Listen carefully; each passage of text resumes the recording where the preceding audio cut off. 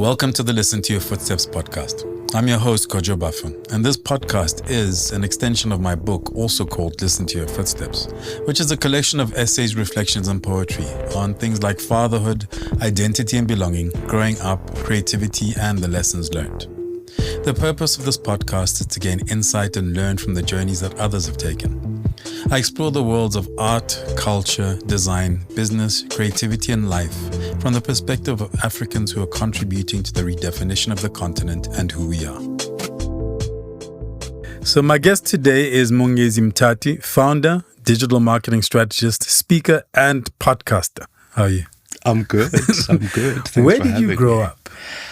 I grew up in Vosloorus, down the road from your previous guest, Lwazi Shope. Yeah. So I grew up in Vosloorus. The funniest thing, I suppose, that always becomes a talking point is I remember once we were in Melville, and as it happens in Melville, those days when Melville was Melville and everybody was going there, it's like, where are you from? And every place was far if it's not in the north of Joburg or in the center of Joburg. And I would always say I was born in Brakpan because that's like the weirdest thing to say, the worst place to be born. And that would become a talking point. So yeah, born in Brakpan, grew up in Vosloorus, and I've lived in various parts of South Africa, including the Free State and mostly Joburg. Okay.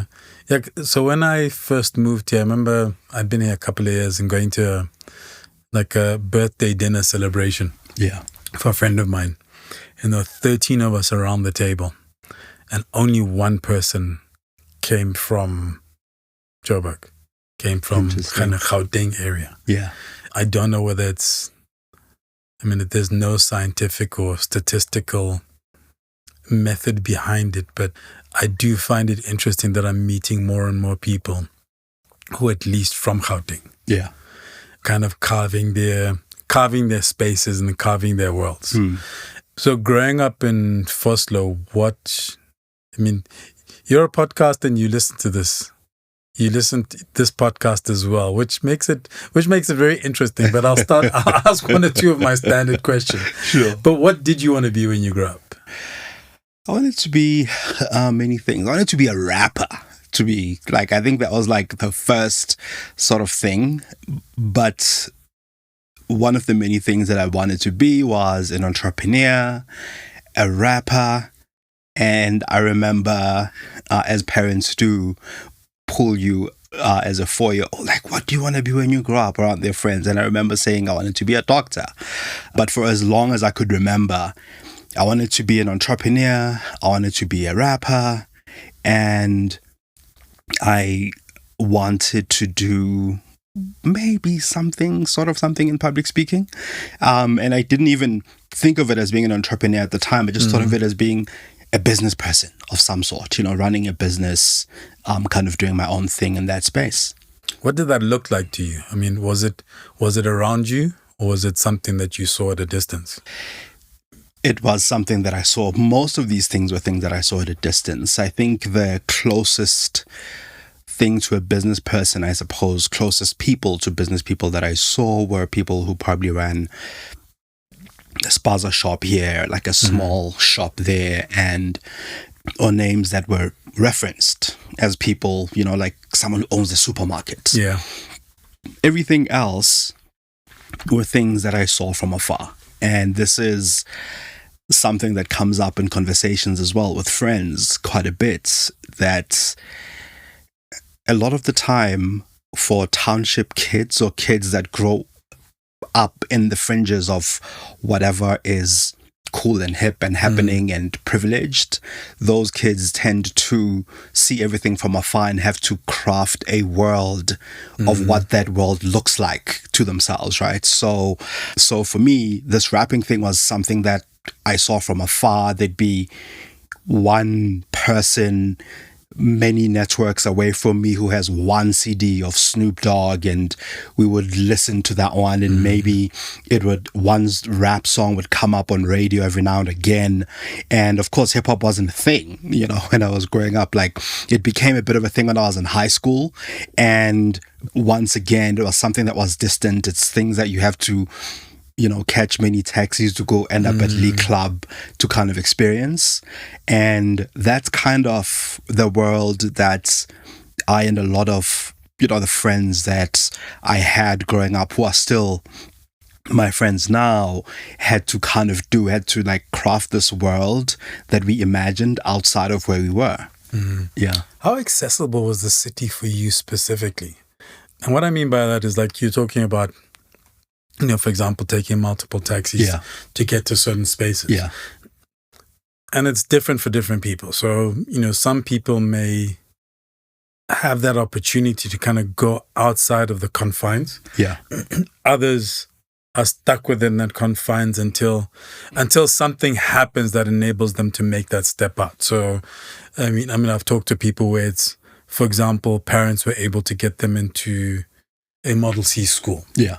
And just through that act, you're now going outside of this small geographical location. Yeah. Others were, daring and partiers or whatever it was. And it's like, okay, I'm actually going to get in a taxi and go to Small Street, for example. Yeah. So, and I don't think my story is unique in any way. I feel like my story is fairly similar to many people's. So one of the biggest thing, I suppose, for me was that I went to township schools, right? And so you would go from home, walk to school, spend most of your life within this same neighborhood. Every now and again, maybe once a month, your mom would take you into town when she's paying her accounts and maybe wants to buy you a pair of shoes or whatever. Then I'd go into town that way when I was much younger. And then onto high school, similar thing kind of still happened. And then I think where it changed for me is that I started making friends with people who went to Model C schools. So I began having this weekday and weekend life, like this weekday at school with my friends from this school, and in the afternoons with my friends from a Model C school, weekends with my friends from a Model C school and township schools. So then I started having this world that connects me to a world that's outside of where I was, which I feel like has always been the thing. I think thinking back to my love for hip hop and rap music and all of these things, where my world was always a world that I was crafting outside of where I was. And I think this imagined world that I was started connecting with my real world a lot more because I was connecting with these kids, right? So, and then that led to improvements in various things like language and speaking and reading and vocabulary, and all of these things kind of started building up around me, again, unintentionally in some ways. But I do know that there's a time when, you want to sound a bit like these hip-hop idols that you follow, these artists that you follow. You almost want to write like them, sound like them. So you have to then start improving your vocabulary, start improving very many things, including reading books, because I grew up in a home with very few books, but then there was a library that you could walk to that had sometimes very old books, but old books that were new to me. And I would kind of then loan these books out. And that's kind of, again, another way that I really got into reading and information and all of that. Yeah. I mean, it's around the world, people lament the collapse of libraries. And I think we often don't recognize the power of that kind of space to provide an avenue for people that we wouldn't think, it would provide an avenue for.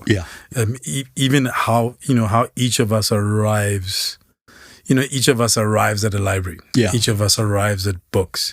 Each of us arrives at reading. It's often different. Yes. But what's important is ensuring that they continue to be spaces that you can arrive at. Absolutely. I mean, I was lucky because there were books in the home, and then those books at the school library, and then in those days, the National Library in Lesotho was also relatively decent. Yeah. But books were always kind of easy for me to access. And it was only when I came here, I actually went through this one exercise where, you get asked questions, and like as a group of people, you get asked questions, and, if you answer one way, you take one step forward. If you answer another way, you take two steps or one step back. Yeah. And I remember one of the first questions was, did you grow up in a house with books? Yeah. And being with people from kind of different backgrounds, different sectors of life, and being one of the few people to step forward and go, yeah. Like, and books were, I didn't necessarily take them for granted, but books were there. Like when you want to read, like I go into my father's study and be like, like you do in a bookshop. Yes. What am I in the mood for today? And one forgets sometimes that power. Yeah. Those of us who have had access sometimes take it for granted. And those who haven't had access sometimes don't know that it has that power. It's true. I think the other thing as well about this access and lack of access, I think it builds, it cultivates a different kind of interest and a different kind of urgency in the reader.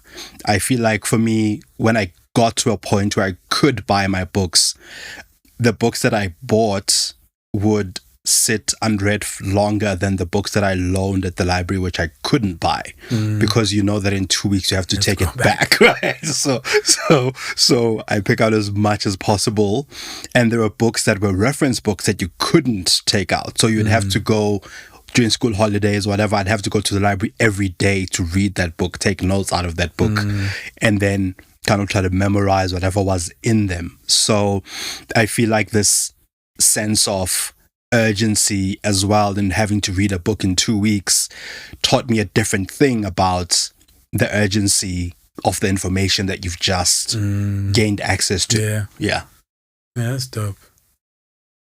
So when I spent a year in Germany after high school as an exchange student, and I remember finding a library that had books in English was like such a mission. And eventually I found one. It was a foreign languages library, but I used to have to ride like my bicycle because I lived in a bicycle town. So like, you ride for like 25 minutes and then you kind of walk through, spend like an hour or two, then you take your books home. But like you're saying, when you get home, in 2 weeks' time, you have to ride back out. So you have to get through it. Yeah. And after high school, what did you do after high school? So after high school, I studied part-time. I studied part-time. I studied banking part-time. Why banking? Again, it was this thing of wanting to get into business. I think the information that was peddled quite a lot was that if you go into business economics at the time and accounting and those kinds of studies, you're more likely to end up in a business or at least being able to understand business. So that's kind of how I landed in banking, or at least accounting. I didn't like it. I dabbled a little bit with HR. I didn't like that. And then between those things, studying part-time, I then started also volunteering. I volunteered a bit with Love Life and the Red Cross, spent about a year or two doing that while studying part-time, and I ended up working at call centers. Didn't like that, and for a little while I was just on my own, trying to hustle and trying to start a business. And I landed up in digital marketing, where I started a small sort of outfit called WordStart, which I built into this small little sort of digital outfits. I called it word of mouth marketing at the time, before influencer marketing, but it was basically influencer marketing. And I became this self-taught digital strategist or digital marketer, and I took a course here and there. Ended up now working in the digital marketing space at an agency as a brand strategist. So it's a hard question because it requires a certain element of self-reflection. What in you goes, hey, do you know what? I'm going to start my own company in this digital marketing space. Because you're also doing it at a time when everything was still very new. Yeah. Globally. Yeah. And especially for us. Yeah. Right? So, I mean, I was writing on tech in those days. But everything was very, very new. Like even like social media, we're all trying to figure this stuff out. Sure. And you just pop your head up one day and go, actually, I'm going to start a business in this space. So I think, I mean, for me, I can't, I mean, I won't take away from the fact that there was a little bit of exposure to it.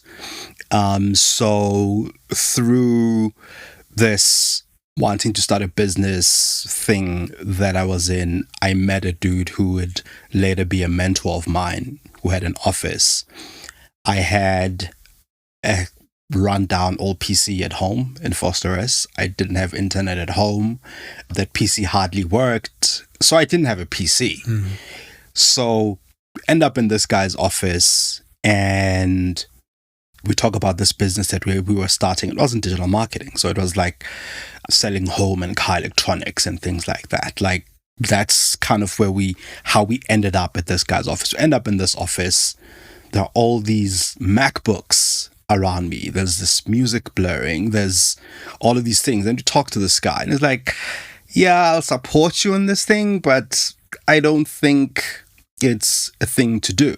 But I mean, I'll give you one or two sort of, tips and tricks around starting this business. Needless to say, the thing was dead in 6 months. And sitting at home, not sure whether to go the route of getting a job, try to build something. I call up this guy and say, can I see you? I'm thinking of taking a different direction. That business died and whatever. Thinking of doing a different thing. This guy says, cool, come through on this day. And so the last time I was, incidentally, that office was here in North Riding, like not too far from where we are. So the last time I'd been there, I met this guy who was a business partner of mine somewhere where he picked me up when I got off a taxi, picked me up from there, and we went to this office. So I had no sense of how I'd get there by taxi. Yeah. So I got there late. And this guy was already out in meetings. And he says, if you don't mind, you can wait for me because I'm coming back to the office and we can have a chat. But I don't have the time anymore today to meet. And then he comes through, he says, I can't really talk to you today, but if you come through tomorrow or next week or whatever the case is, come back. So long story short, I ended up coming to hot desk at this guy's office so that I could get access to a laptop, email, and all of these things so that I can send out emails, introduce myself to people. And then blogging had just started becoming a thing. So I thought, one of the things to get me out of this slump was to meet people. But there aren't places where I can meet people like me who are starting out, who are figuring themselves out. So I started this little networking thing that I started where I would say once a month, let's meet, I'll put this out there and I'll go onto radio, find some media outlets to market this thing to get people together over dinner and kind of talk about maybe business, network, whatever the case is.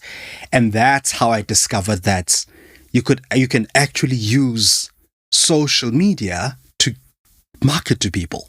So, but there weren't that many people. Like Twitter was like this small little thing that looked like a text message that you sent out into the ether about what you had for breakfast, right? Like that's literally what it was. So then I start using this thing and I realized that there aren't that many people here, especially not that many black people on these platforms. So I would put this thing out into the ether.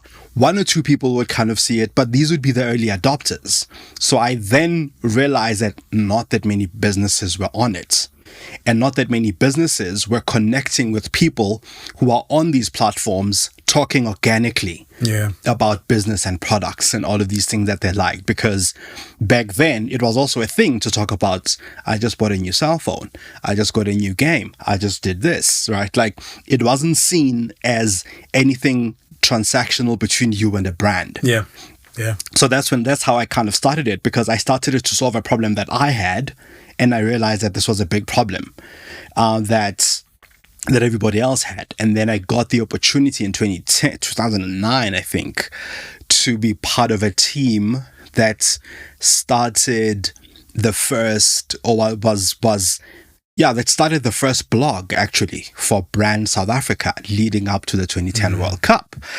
And at the interview, a question like the question that you've just asked, like, how do you start this thing? How do you become someone who is a social media marketer, or whatever the case is at that time?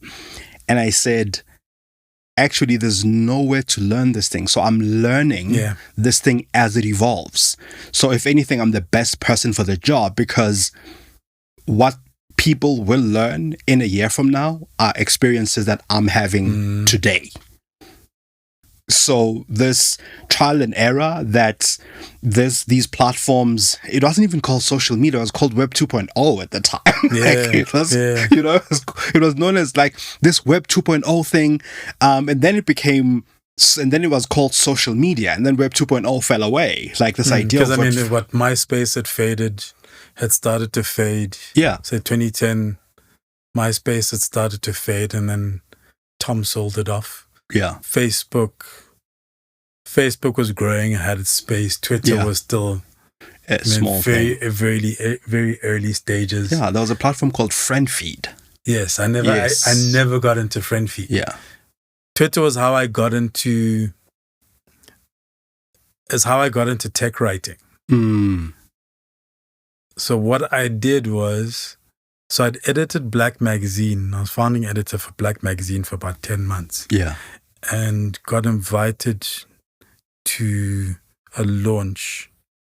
I think it was like Nokia or whatever. The agency that handled Nokia. And, they gave me a phone to use. Yeah. And then I remember they flew me to Morocco. Yeah. And coming back, realizing that this was, like, people get given stuff. Yes. Get given devices to use. Yeah. Even if it's for like, a couple of weeks. But you've got this thing for like a couple of weeks for free. Yeah. And all you have to do is write some words about it. Right? And with Twitter so I joined Twitter September 2008. Yeah. And then watched everybody come on board. But what I realized was that, because in those days, you and I having a conversation, everybody could see our conversation. Yes. It was before they started blocking tweets for non-followers, etc. Yes. I found the individuals. So, I'd find this person who's quite respected in the tech scene, like Arthur Goldstuck. Yes. And then he's talking to Aki, and then who's talking to Toby, who's talking to so-and-so. Yeah. So I started becoming friends with, or following each of those people. Yeah, the key people, And then I get invited to one launch. Yeah. And then I become a face. Yes. And I literally use that to get into the tech writing scene. Yeah. And I think that's also what kind of struck me. I mean, I was telling you earlier about some of the common themes that I find that are true to this podcast and true to life at the same time, right? Like, and one of the biggest ones is this thing that you're saying, which is, you don't realize as culture forms itself that you are in the middle of an evolution, that you are in the middle of something that is literally shaping humanity. You only realize it after the fact. And there's no way to there are very few people who do, and I think you and I can kind of name them, who realize that this is a culture, a subculture that's developing, and we are in the middle of it. And I think YFM was one of those that just realized, that just became, it's like a point in culture where you realize that things are changing and they're transforming. So I think the biggest thing is you don't realize when you're in the middle of a cultural evolution that you're in the middle of it. But being someone like you who was in the middle of it, but also writing about it, you get to be on both sides of the mirror, right? You get to be on the inside and outside. You get to document it and be part of and be in the middle of it at the same time. And I think that because, of course, hindsight is 2020 years. So one of my favorite quotes, like I was never like a Steve Jobs groupie, but one of my favorite quotes of his is, you can only connect the dots looking backwards. Yes. And that's exactly what you're talking about. It's like when we look backwards, you kind of go, oh, wow. Okay, that, and then that, and then that, and then that, and then that. Yes. I mean, I'll give you a specific example. Our interaction. Yeah. I didn't know you. Yeah. And then one day you pop up going, listen, Gareth Cliff has a book coming out. Yeah. And I'm promoting this book. Yeah. Can you write a blog post on the book? Very like for me, it's like, okay, who is this guy? Where does he come from? Yeah. And then, we kind of do it. Yeah. We do the thing. And then with that, then I start to see you popping up, and I start to see the things that you're doing, and I'm starting to like connect interesting dots. Yes. And even this conversation it's further reinforcing those things. For me, the fascinating thing, I was also saying this to my wife as well. The fascinating thing for me is that you are always in the orbit of so many people that you have no idea of, and then you start making these connections. I'm realizing it more and more now in Joburg. Like I'd be in places in Joburg that are popular, and I wouldn't run into a single person that I know. and yet you are all so interconnected. Like the people here know the people you know, but you've never met them in person. Yeah. And not in a negative way, but there are people who see. Yes. It's like there are people who will see you and see what you're doing. And they may never say it, and you may never meet them. Yeah. But they exist, right? And they kind of see, and I mean, to a certain extent, I am one, because I prefer to sit on the edges and watch what's going on. Yeah. And I'm always enthused and warmed by people doing, like people building lives for themselves. Yeah. Right. And especially people younger than me. And so, for example, like I've followed everything you've done since that first day you just randomly came and asked me to write about Gareth Cliff's book.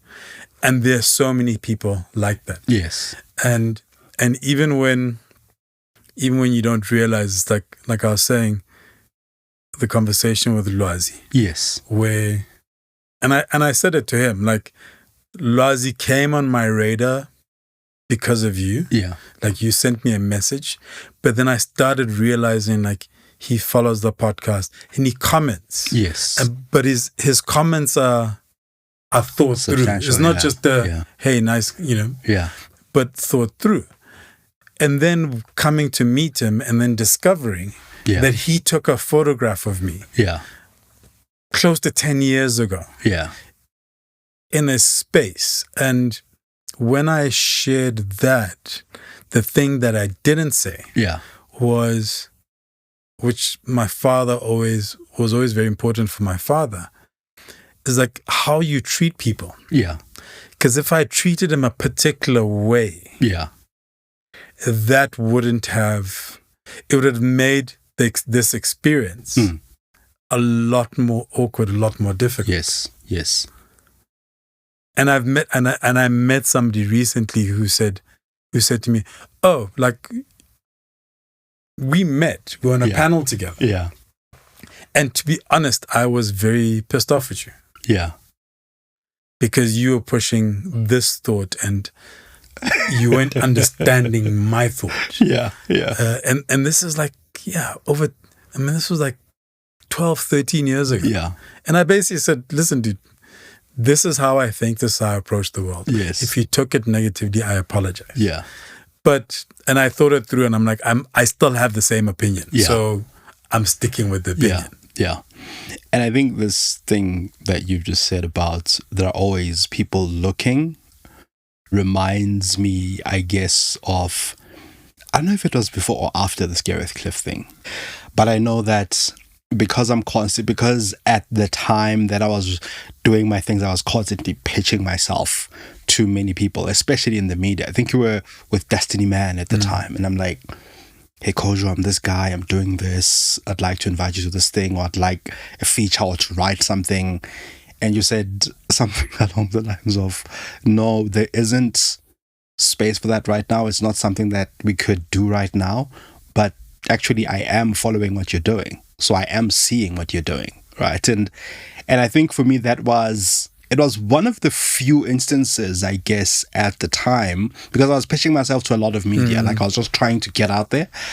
It was one of the few instances for me where it's like, where it dawned on me that there are people looking out there just on the edges. And I think it's, again, this thing of hindsight where it's like you don't see that by the small actions or the big things that you're doing that you're building credibility. And it's not so much that people aren't seeing you, it's that you have to build a certain level of credibility and trust to be on certain platforms, to be in certain spaces. And that has become so much more important today when you think of cancel culture. You think of, what causes people to be a big sensation today and not liked tomorrow, for instance, right? Like there's a level of trust and credibility that you need to build in order to be trusted on certain platforms, right? And you keep building this, and you can tell by the number or the level of platforms that people are on that they would have had to build a kind of credibility to be on those platforms. It's not always the case, because sometimes you realize that somebody is an overnight sensation. But I think it was Chris Galbio or something like that who said it took 10 years to be an overnight success, Yeah. You are listening to the Listen to Your Footsteps podcast, a podcast in which I chat to Africans from a cross-section of society and sectors, including art, culture, design, business, and creativity, to name a few. I delve into their journeys, the decisions they've taken to get to where they are, how they do what they do, and everything in between. Essentially, we go wherever the conversation takes us. Yeah, I think, the landscape today is very, I guess in a way it's very schizophrenic, because, you can become an overnight sensation. The phrase going viral. Yes. But that period is just so shortened and so heightened, because you could go viral overnight and we've forgotten about you by next week. Yes. The whole, I have a challenge with words. I have a challenge with concepts that get these kind of very sexy phrases around them that we then discount as like a cliche. I always say the problem with cliches is they're said so much. It's called a cliche because it's said so much that we start to lose sight of the power of what the sentence is actually saying. And this, this idea of cancel culture, first of all, it's like, who has actually really been cancelled in inverted commas, right? And a lot of times it feels like accountability. And people not wanting to be held accountable. And I think that is tied to building a reputation. For right? sure. So it's, if you build that reputation, you build that trust, and then you break that trust, there should be some level of accountability and responsibility, but everything just kind of gets bundled into into this sure, one idea. For sure. What you are saying about kind of magazine. So for me, working in media, working in magazine, and also being into blogging I used to blog on MySpace. Yes. And the difference, what I got as the difference between the two then was when I worked for a publication, my reputation was enhanced by the reputation of the publication. Okay. So the publication had a relationship. Sure. And therefore, when I walk in and I say I am representing the publication, yes, people automatically have greater trust in me. Sure. If they have trust in the publication. Sure. Whereas when I was blogging, yeah, it was one person at a time. Sure. I'm having to build, every time I write something, every time I express a thought, yeah, I'm having to build that relationship with one person, then the next person, then the next person, without the backdrop of a publication. Yeah. So when people talk about, oh, he's a Sunday Times writer, then you don't even have to know the name. You're like, oh, please come in because I respect that publication. I half agree with that. I think the part that I think the half that I do agree on is absolutely that a lot of these publications did give you that, that trust and that credibility and that leverage to walk into certain rooms and be trusted as a result.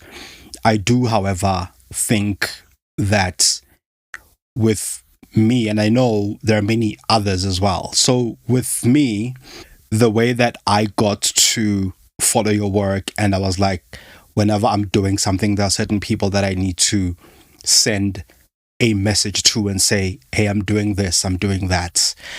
So I forget this guy's name, but I'll remember it. So one of the biggest things for me is that there are certain people who are at points in culture that they have influence, that they have leverage, that they do these kinds of things. And it didn't matter where you were, right? Whether you were at Kaya FM or whether you were a Destiny Man or you were writing as a freelancer or editing as a freelancer, I knew that at some point somewhere you have some sort of lever or some sort of, your finger on the pulse of culture wherever you are. And I think for me, that is kind of one of those things where the title of the publication or whatever it is didn't really matter. And as a result, Rick Rubin is the person I'm trying to think of. So Rick Rubin was asked a question about, you're not a rapper, but you've produced for created great sort of rap songs, or you're at the sort of the production end. Why is it that you are in so many different spaces that you don't actually have the experience? And I think the word he used was that he's a tastemaker. And I feel like there are people who are. And I feel like you are one of those people in your own, in your own spaces. You are, because someone might not know what Kojo is doing right now because they haven't popped up on their timelines. But by contacting you, then they realize that you actually have a podcast, that you talk to people about this, right? So in some instances, that there are certain people who have their finger on the pulse wherever they are. And I think for me, that is the 50% that I feel like gives you that credibility, where I'm like, I agree, but not fully. So I'm going to reverse that. Because the thing that I've been fascinated about is it seems you have a willingness to try stuff out. And because you were trying stuff out kind of early stages. Yeah. Early adopter of stuff. Yeah. So you started, I was looking at what's next web TV. Yeah. You did, you had WordStart. Is WordStart still operating? Not really. No, I'm mostly with Roger Wilco now. Okay. Yeah, because I saw you went and took a job. That's all right. I saw stuff, Let's Talk TV. Yeah. And then, you've been podcasting for a while. It feels like you started podcasting while the rest of us are kind of going, oh, this looks interesting, but what is it? Yeah. And you just jump straight into it, but you've also left stuff. Yes. How do you, when you start something? Yeah. At what point do you go, okay, it's not working anymore? I'm happy to leave it and move on to the next thing. And how do you process that mentally? With great difficulty. But I think the things that I left, in most instances, I left because they just weren't working at the time anymore, and it was really difficult to leave them behind and move on to the next thing. And again, I feel like the thing that keeps coming up in this conversation is that you can only connect the dots looking backward. Like Netweb TV was one of the hardest platforms for me to leave because I was building credibility. I was having really interesting conversations with people. I was meeting people. And you were accessing people that for most would seem difficult to access. Yeah. And I think that's kind of one of the things that I was doing at the time. So, and of course, there were a couple of things working for me at the time. Like one of the biggest things was that I had someone said, you could use my camera crew. Just get the person and you can use my camera crew, and I can have a team edit for you. Just focus on creating the conversations and having interesting conversations. So that is one of those things where I absolutely do not discount access.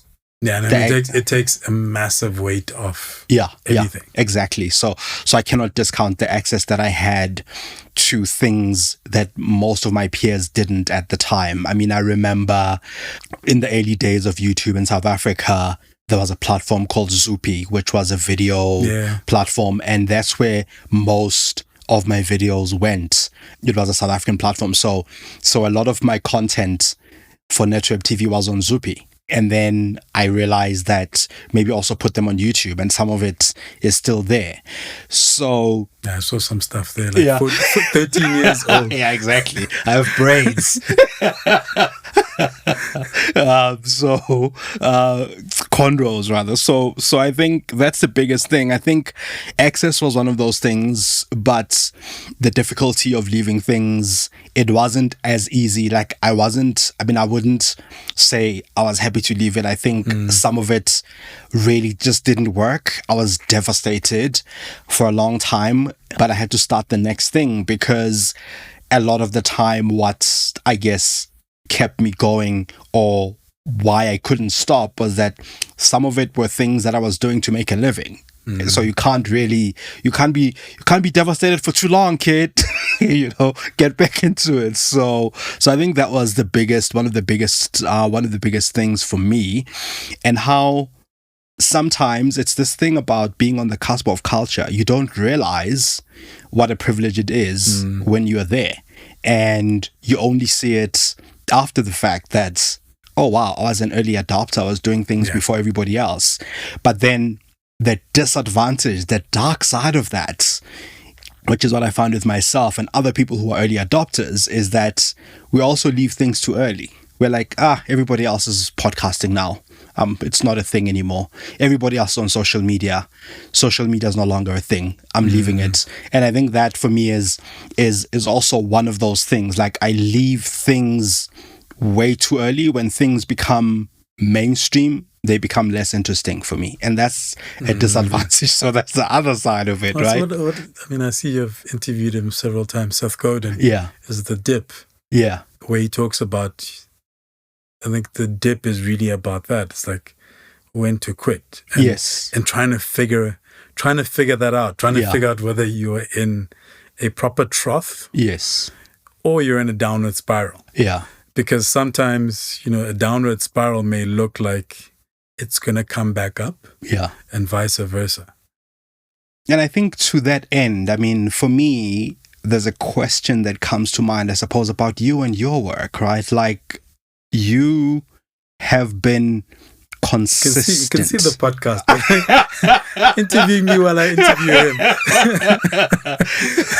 I mean, I see the consistency in your work, right? Like, tech writer, writing was the cornerstone. Editor, writing was the cornerstone. Hosting on Kai FM, conversations were the cornerstone, which are built on writing. So it's like you, in some ways, I feel like, I asked Seth Godin, by the way, the same question. Like, I feel like, how do you know to not get sucked into the hype? How do you know to not get sucked into the TikTok dance because it's the new thing and stop the writing? How do you know? How do you know not to follow best practice because posting 3 times is a thing now? LinkedIn videos are a thing now. How do you know to stick with your craft so that as trends come and go, sometimes you're at the top of trends, sometimes you're at the bottom of trends, but you're consistent, and it's that consistency that gives you leverage. How do you know to not get sucked into the hype? I don't know. I mean, I guess it's a number of things. I think partially it's just a character trait. Yeah. Like I couldn't be bothered with half this stuff. So the irony is that I didn't study writing or literature, any of that sort of thing. But I always enjoyed it. And I always wrote. Yeah. Because my father always encouraged me to write. So writing was something that I did that was for me. Like I started writing poetry literally for me. Yeah. And to impress girls. 16 years old, giving a girl a poem that sets you apart from everybody else. Yeah. So that was always kind of a very separate part of, it was something that I did. Yeah. And then my family eventually had a newspaper, so I wrote for the newspaper as well as kind of working on it. And even when I moved to Joburg, freelance writing was a thing I could do to make some kind of income. Sure. Where I had a network, I knew a couple of people, so I'd be like, yo, don't you need something written? Because I'm not working right now. Yeah.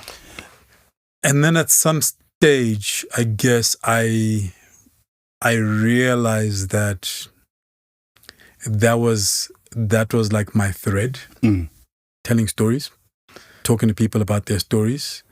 That's kind of the thread that runs through my work and my life.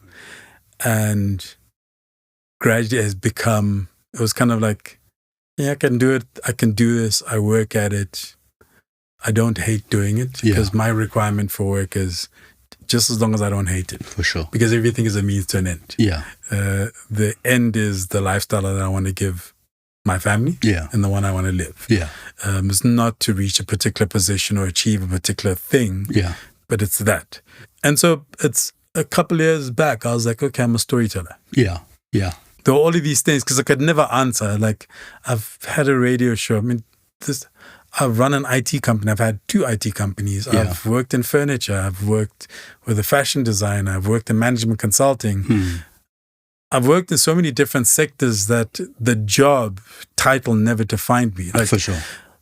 Destiny Man was the only time when people go, okay, what you do? Oh, I'm editor of Destiny Man. It's clean, right? Yeah, sure. And so I got to the point where it was like, actually, I'm a storyteller. Yeah. That's at the heart of it, regardless of media. For sure. In terms of kind of not following trend or not being pulled, I'm relatively set in my ways and I have a particular personality and a particular character. I have friends who call me the grumpy old man, and I do have the grumpy old man in me.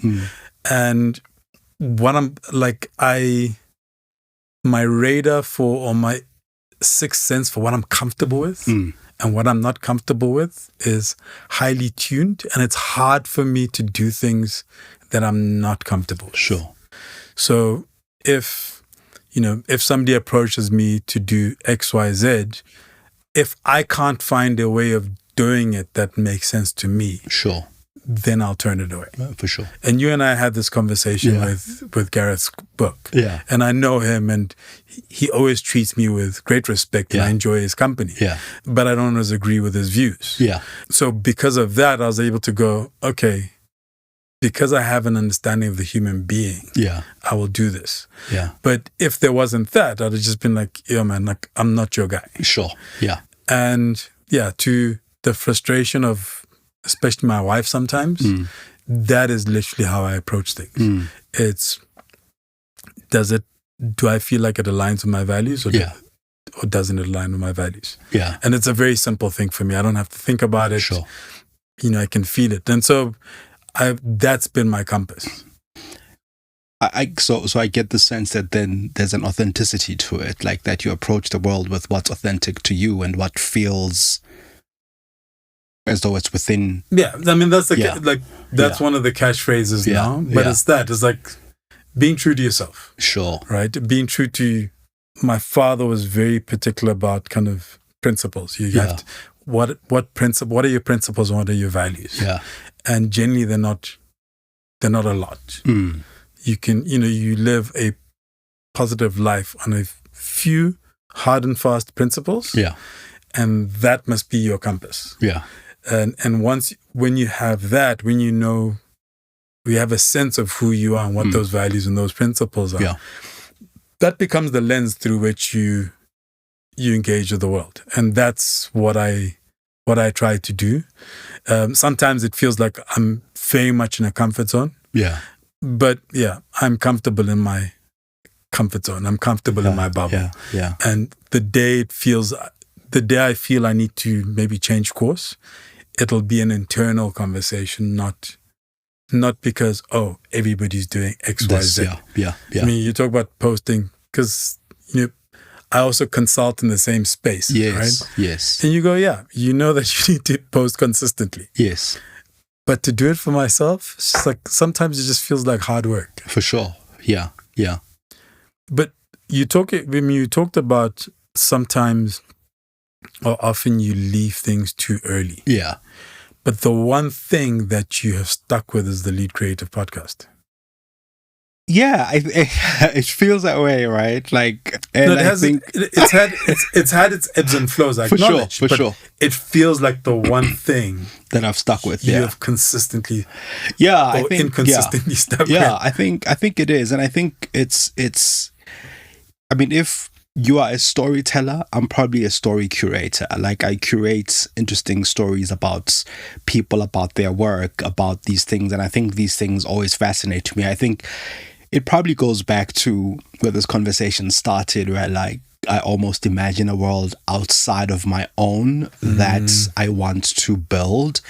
And I think that really brings me closer to, I guess, maybe the greatness of others is also inspiring in very many ways. So maybe I've had a conversation with you on the Lead Creative right before you started. You wrote as you were writing your book, rather, and I think the fascinating thing for me is always that the creative work or the creative processes of other people in their creative processes, other people kind of show us how similar they are to us, except they just stick with it a lot more than we do, right? And I think coming from your book to the podcast, which is connected to the book, and it kind of gives you a sense. I mean, like, it feels like this conversation has really been about listening to your footsteps in very many ways, right? Like be able to look at what you're doing and be able very to cheesy, but there is some thought behind all of this. So there's some thinking. so yeah, I think with the Lead Creative, it's always been about that, and I've always tried to do things that kind of solve a problem for me. And the biggest problem that I've always had, being in very many ways self-taught, having come into the industry through different ways than many other people kind of come into the industry and all of that. It was always about, one, being able to represent. I hate that though, but anyway, as much as I don't like it, being able to represent others like me in one way or another, and also being able to show the processes and thinking and the behind the scenes of what makes the creative work that shapes our culture. So I've become fairly obsessed things that shape our culture without us even paying attention to it. I mean, there's this retail brand right now that released ice cubes, and everybody's talking about the ice, for instance, right? And you realize because how it's spitting water exactly instead of just water from the tap. You know what I mean? Like, and you realize how some unintentional things have shaped our culture. And I love getting into the minds of the person who was on the other side of that thought. Did they know that when they were thinking about this ice cube, they were actually making a viral statement to the world without realizing it? Because the same brand also had water being spoken about. So I think it's these things, and sometimes the people know they are.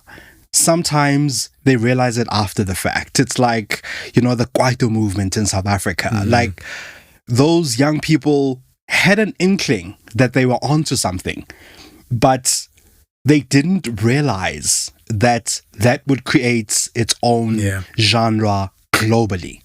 So I love being able to talk to the person who released the first Kwaito song and produced the first Kwaito thing and was told, this thing isn't going to work, and then that thing shaped culture. What was happening in the mind of Steve Jobs when they started Apple? Like, what was going on? And did you know that this would be such a big thing? So I suppose for me, that is the thing behind it. And once again, to try to solve this problem, I mean, there were many challenges at the time. I started it during COVID. And I would shush my wife, and I would sit in the room, and I had a really bad mic at the time, and I would be recording these conversations with all of these people who had, prior to that, been inaccessible to me. And once again, there's a team that I started it in collaboration. And so I had the idea, I had this thing, but I wouldn't be bothered to edit and do all these other things. And Defo Mohapi, the late Defo Mohapi, was one of the people I collaborated with through iAfrican, right? And I credit him as well for that, and iAfrican, and the thinking and the big idea that he had behind iAfrican. So for me, it's always about the stories and the people who sometimes I connect with without them even knowing. Like when you said, we can't feature this now, but I'm looking at your work, only for me to then in some years later end up being featured on Destiny Man. Like all of these kinds of things connect. And I think the lead creative for me is like one of those spaces where I can contain some of these things. How have your conversations evolved over the episodes? So the biggest, you mentioned Seth Godin, right? For one. Also your your approach, how you feel about it, how you prepare for it. Yeah. I think so. I prepare for it. I think and prepare for it probably in two ways. I think the one is, who do I want to talk to about their work and about their thinking and approach to work? And I kind of craft it in my mind. Like I have scripts right now for a conversation with Richard Branson, and I haven't been able to get through to him. I have scripts for like a conversation with Malcolm Gladwell, and his team is just like, he's busy right now, but I already have a script for that conversation, like questions that I have in mind. So sometimes I prepare for it like in advance. Sometimes it comes to me and then I realize that there's an interesting question. I think it starts off with an interesting question that I have for someone about their work. And because it's a lot about work, it's not, like this kind of conversation that weaves work and everything else. It then becomes very, very sort of work focused and work related, and how your work and your thinking kind of relates back to everything else in society. So the preparation is really a lot around, what question do I want to ask this person? What questions have I always had for a person like them? And sometimes, what do we not realize about the unrepresented, unseen person in the industry. What does the future look like for you with it? At this point, I don't know. I haven't figured that out. It's not something I've figured out. I think the biggest things are, I know that I want to be in bigger spaces than I currently am. I want to be in more spaces than where I am right now. And I definitely want to curate more conversations. And I think listening to one of your conversations as well, in fact, few of the conversations, I think there's this thing where some people are always putting themselves out there to be in the mainstream. And then there are people who are just doing what they do. So I think for me, it's always about, I don't want to be famous. I want to be discovered. I want the person who listens to the lead creative to feel like, I've discovered something. How have I not known this podcast that has 1,000 episodes? And then you feel like you've discovered something. It's a treasure, right? As opposed to, this is in the mainstream. It's the most famous podcast in the country, making waves around the world. I want you to feel like, who's this person having this conversation with this person that I've always known, and asking relatively different questions to what I've always asked. So I think for me, the future is really about curating more of these conversations. It's about asking slightly different questions. It's about, I guess, also me kind of discovering this imagined world that I've always edged towards. I can imagine it provides such great value for your work with, for example, Roger Wilco as in terms of strategy. Yeah. Having come from, like you said earlier, having come from a background where you had to teach yourself a lot of stuff. I would think that there's also been validation in some of these conversations that you are on the right track. Yeah. And you may have come to it differently. Yeah. You may be doing it slightly differently, but it is a valid way of showing up in those spaces. Absolutely. And I think to go back to this, I guess, this 360 way that sometimes life brings us back to kind of where we started. I mean, when I started this, like I said, I would have had to catch 3 taxis to get to a place with internet and a laptop that I could use daily coming from the township. So in very many ways, it was about getting out of the township to a place that is outside the township. And then I end up where I am now at Roger Wilco, being a part of the team that leads the township CX reports, where I'm now researching what's happening in the township and highlighting some of the innovations, some of the thinking, some of the ways that the culture in the township influences the culture in boardrooms and what comes out of there. So for me, it's always fascinating when I see these kinds of dots connect, and the thing that you almost wanted to get away from 10, 20, 30 years ago has come back to give you a greater insight, give you a greater place in the world than you thought it did at the time that you were doing it. Yeah, I mean, life is not linear. And I guess as we grow older, the universe reminds us in very clear ways if we actually listen to it. Yeah. True. But man, thank you very much. No, thank you for having me. You are doing amazing work. Thank you. Appreciate You too. it. Yeah. You too. Like the lead creative is, for us, for some of us at least, the train that we're trying to follow.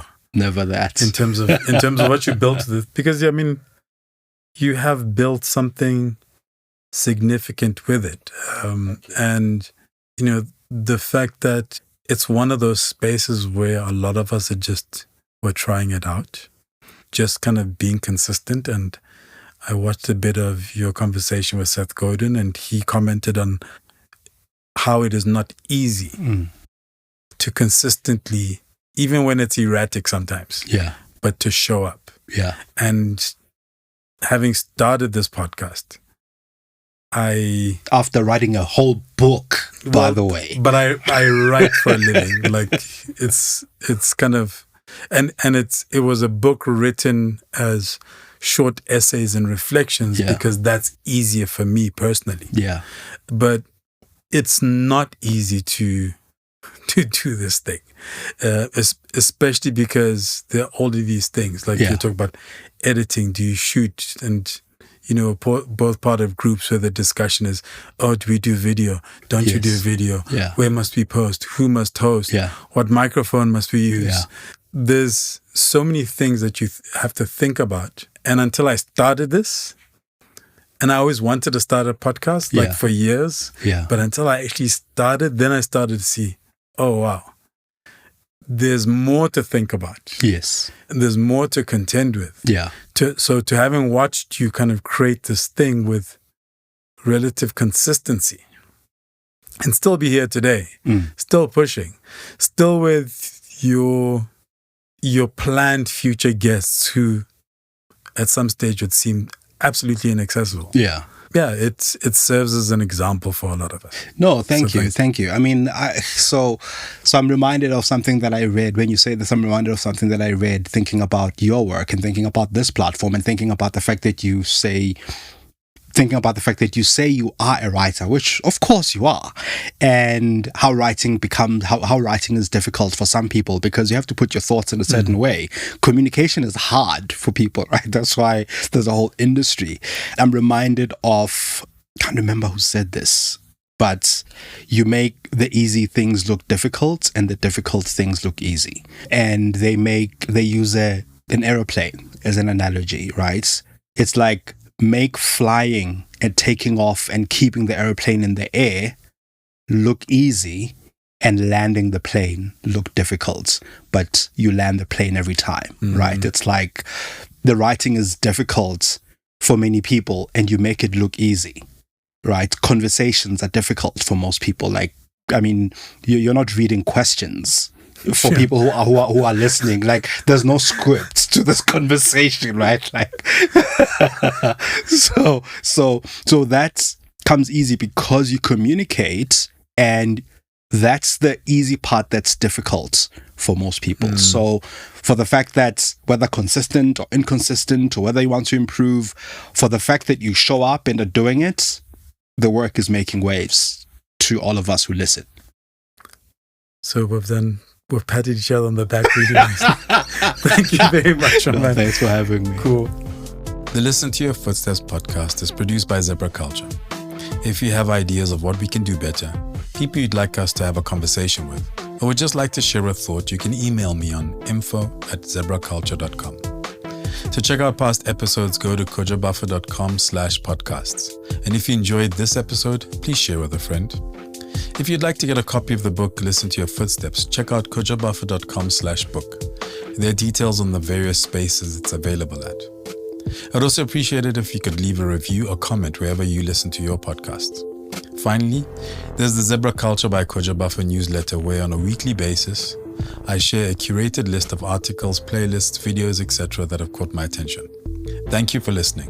I hope you enjoyed listening to the conversation as much as I enjoyed having it.